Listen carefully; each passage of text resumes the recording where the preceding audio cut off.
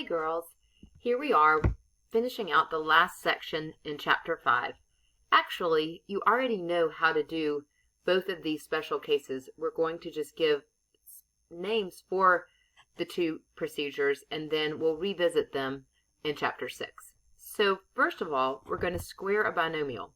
So essentially, this is when you have a situation that looks like this. You're going to have, if I take x plus 2 quantity squared, that equals x plus 2 times x plus 2. And again, I've talked to you through this. At this point, we have a binomial times a binomial, so you can FOIL this. So we're going to do our first, outer, inner, last, and get x squared plus 4x plus 4. And we give this the name a perfect square binomial. So I'm going to scroll down. This is all in section 5.7 of your textbook. There's also some great videos there, but I'm just going to show you. Here's example 1, and they walk you through how to do that. And here are notes I've actually included in the assignment section of your online learning. OneNote notes. So I know a lot of you already use OneNote in other classes. I prefer paper and pencil, but at this point we're working online. So here we go. So these are the notes squaring a binomial, and I actually included this on the assignment that you have. So you can press pause right now and write this in your notes if you want to, or just look at it. This is just algebraically saying how you do the work. Again, we call this a perfect square binomial. Here are some examples, and I'm going to take you through example B, and then I'm going to show you a little bit of a harder one that you'll see in your homework. So if I do example B right here, quantity 7g minus 2 quantity squared, we would write it out twice because you have two 7g minus 2's. And then you're going to FOIL, do first, outer, inner, last, and get, and hopefully you'll have been doing your FOILing in 5 and get so much faster at this, but you will have 49g squared minus 28g plus 4. And again, you've just done first terms, then outer and inner are your like terms, and then your last. Okay, what you'll see on your homework is something that looks like this. You might have 3x squared y minus 2z quantity squared. Don't let that intimidate you. You just have to continue to use all the laws of exponents that you already know, and that's 3x squared y minus 2z, written twice, 3x squared y minus 2z. And this is when you have to have quick feet, because when you do first here, you're going to have 3x squared y times 3x squared y, which is going to give you 9x to the 4th y squared. Remember, when you multiply like bases, you add the exponents. And then when you do your inners and your outers, you're going to get minus 6x squared yz twice. So you'll end up with minus 12x squared yz, and then when you do your last, you'll get plus 4z squared. And again, just press pause and look at what I've done if that doesn't make sense. But when you look at it, that's what this is actually written here. I'm going to scroll back up to these two terms. You see, if you have a plus b quantity squared, you're going to have a squared, and then your inner terms and your outer terms are going to be the same thing. So you're going to have two of the ab's, and then you're going to do your last, which would be the b squared. The only thing that changes if there's subtraction is that there's a minus sign in the middle. Again, please press pause, rewind if this doesn't make sense. Okay, you're going to love the next one. This is so fun because your inners and outers are going to go away. So this is what we call difference of two squares. And if you look at this, and I'm going to have such a fun activity that I typically do in class together, and that actually make you discover and see the difference of two squares in action as we use whiteboards. But here, watch what's going to happen if you multiply m plus 2 times m minus 2. When you do your first for the FOILing, you get m squared. When you do outers and inners, you get opposites. So you get 2m and minus 2m, which when you add a number and its opposite, it's 0. So it just goes bye-bye. And then you're going to do 2 times negative 2 and get minus 4.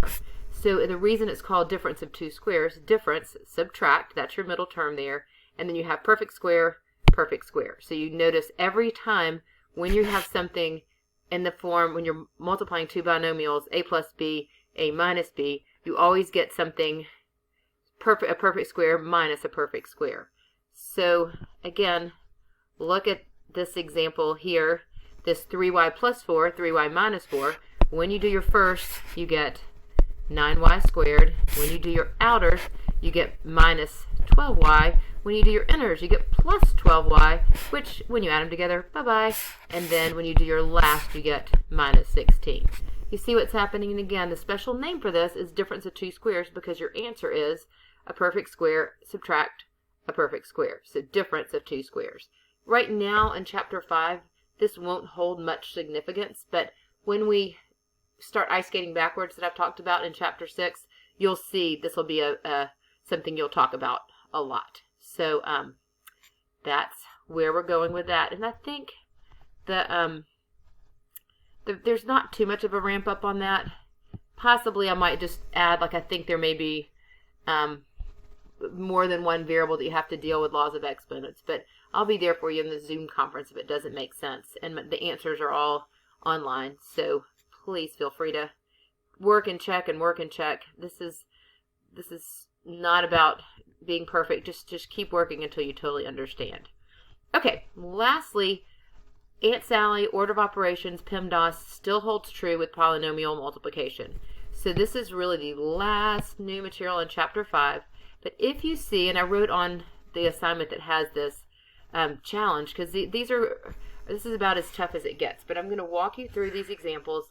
Again, in your textbook, use your online. They actually have videos that are probably superior to this one, but at least I know where you've been and kind of the language we've been using. But here, I'm going to work through 3 examples, and then that will be your instruction for 5.7. But here you see you have -8 times that quadratic trinomial minus 4 times that quadratic trinomial. And so essentially, as soon as you do your multiplication, your PEMDAS, the multiplication part of that, then you're just going to add and subtract the answers, which is a color and count when we're talking polynomials.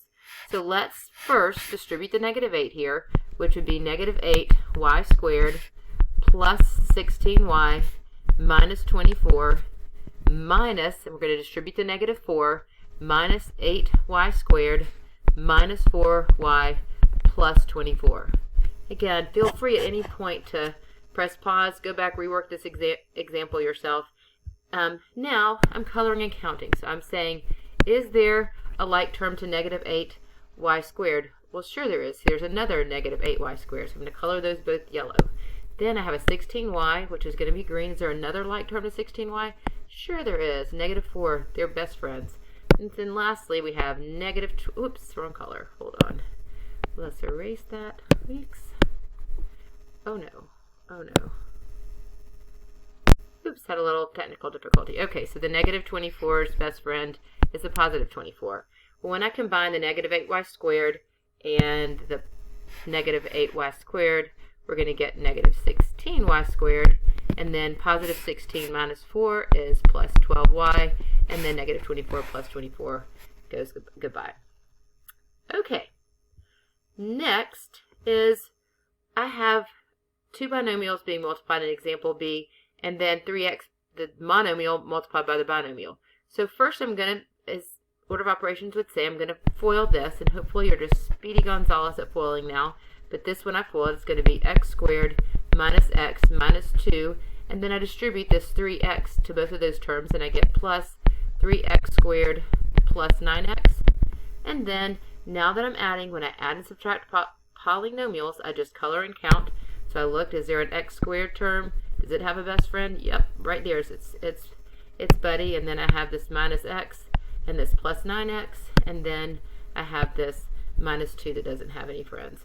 And so here we go. We have x squared plus 3x squared is 4x squared, minus x plus 9x is plus 8x, and then I have minus 2.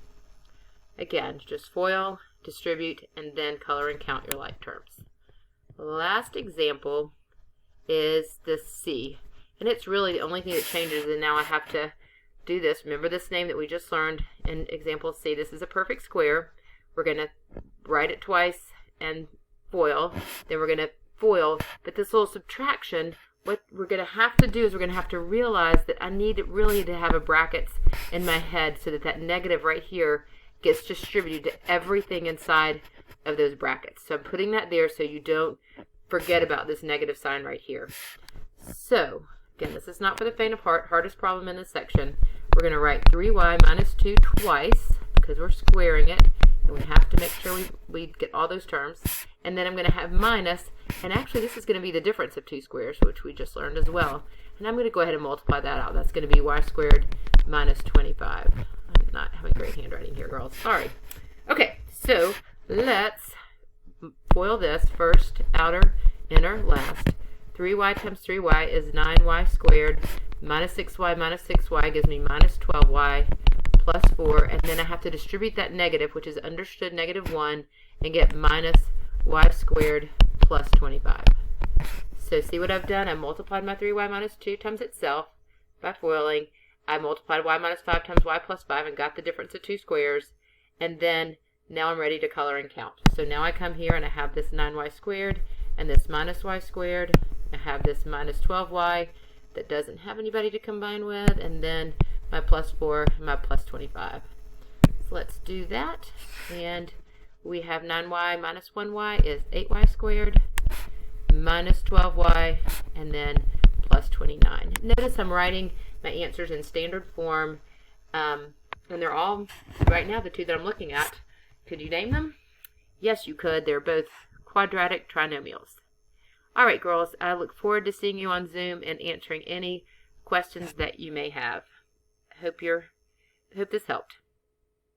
Miss y'all.